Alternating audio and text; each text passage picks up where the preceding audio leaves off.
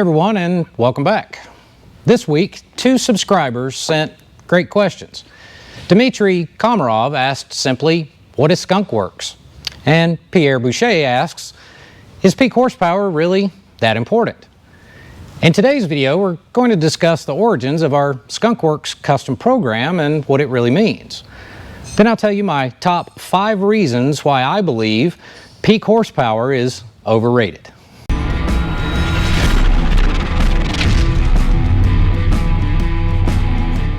Yes, I believe peak horsepower is highly overrated for typical everyday riding.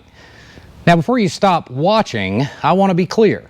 I'm not saying you shouldn't care about horsepower, but I'm going to give you 5 reasons why I believe you should care far less about peak horsepower than perhaps you do. But first, let's answer Dimitri's question. What is Skunkworks? When I started our Skunkworks Custom Engine and Build program almost 15 years ago, I knew I wanted to do performance differently. I wanted to provide customers with engines and bikes built specifically for them, just like a custom-tailored suit without compromise. Every aspect of their engine needed to fit exactly with their expectations and riding style. Our custom engine program got its name from the development division of Lockheed Martin. It's my way of tipping my hat to the innovations, processes, and procedures put in place by Kelly Johnson, its founder, over 75 years ago. During his tenure, his team initiated some of the most progressive and simply incredible aircraft, like the SR-71 Blackbird, to name just one.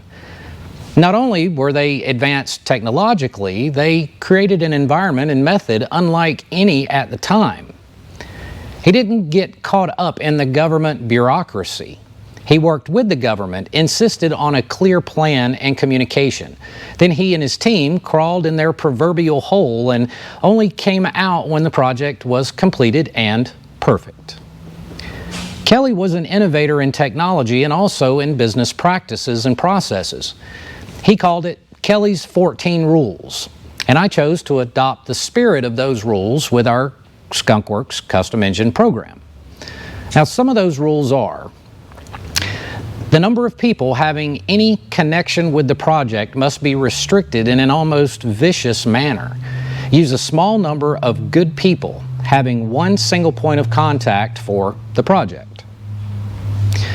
You start with a plan, having great flexibility for making changes to suit customers' needs.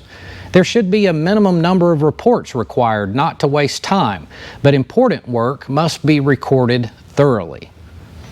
There must be a cost review covering not only what has been spent and committed, but also the projected cost to the conclusion of the project. We must assume more than normal responsibility to get the best products and components available, or custom manufacture them if not readily available. The inspection system, design, and build process should be efficient and precise, requiring less need for duplication and reduced opportunity for errors. Constantly test ourselves, our products, and our methods. The specifications of the project must be agreed to well in advance of starting it. There must be mutual trust between us and the customer with very close cooperation, but without the need of constant and frequent communication once the project begins. Time and focus without pressure or time constraints is required to ensure project success. And that is what our Skunkworks custom program is all about. Engines designed specifically for you, done once, done right. Now, what are my top 5 reasons I believe peak horsepower is overrated? To start things off, there is no question that there is an ego side to horsepower. Everyone wants to have more than their buddy. This happens in the car and the bike world. We have these bragging rights that we put behind a single number with almost total disregard for all the other factors that matter when it comes to your bike or your car, how you ride, and your overall driving experience. Number 1, why I think horsepower is overrated is that we all simply go with a peak horsepower number. That's what everyone talks about. But that peak number doesn't tell you the full story. It doesn't tell you how much average horsepower you're actually putting down at any one given moment. A great, although extreme example would be to compare a Tesla to a 1,000 horsepower supercharged Pro Street car.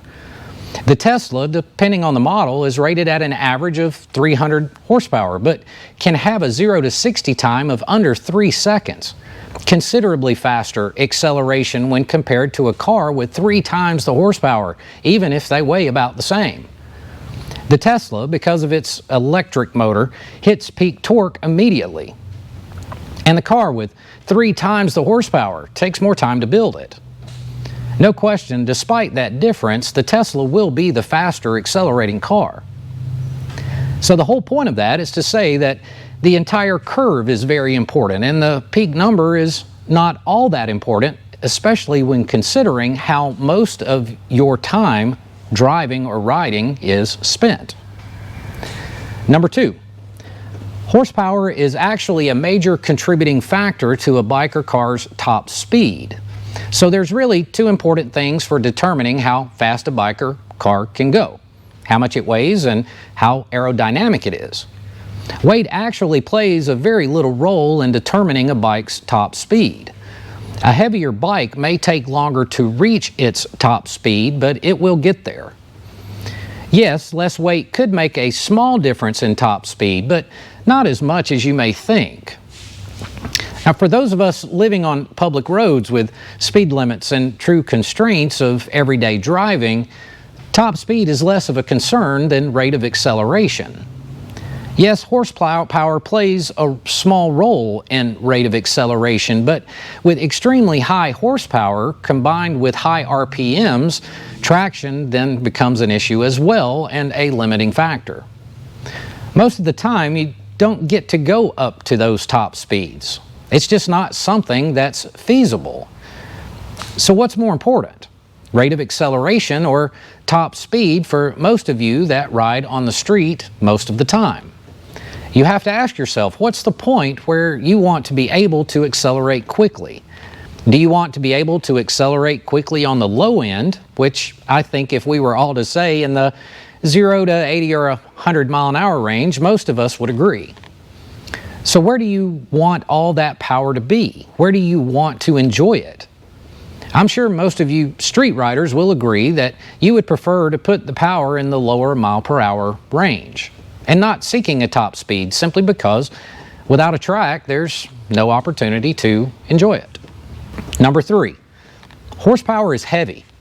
That's just the facts. When you start adding power, you either need a larger engine, larger pistons, larger valves, heavier weight valve springs, bigger intakes, or you need a turbocharger or supercharger. You'll need to beef up your brakes too, because you'll be riding at much faster speeds. This is why often lower horsepower cars and bikes can in fact accelerate so much quicker because all the components are so much lighter. Number 4. Now I want to talk about acceleration, because obviously we all enjoy acceleration and that pull your arms out of the socket feeling when we crack the throttle. That's why people talk horsepower, but I think one of the distinctions that we need to make is the initial jerk of acceleration rather than the average acceleration over time. So what's the difference? Well, velocity is the speed that you're going right now. Then your rate of acceleration is the increase in your velocity. That jerk you feel is the change in rate of your acceleration. So what that means is, if I'm not accelerating right now, then I twist hard on the throttle, we're instantly getting a peak torque that would have a very high jerk, and it pushes you back in your seat. That's what's fun and feels good. That response is actually torque, not horsepower. It takes time to build horsepower, yet torque can be immediate, like in the Tesla example. It's far more thrilling when you twist the throttle or slam your foot down and immediately get planted in your seat.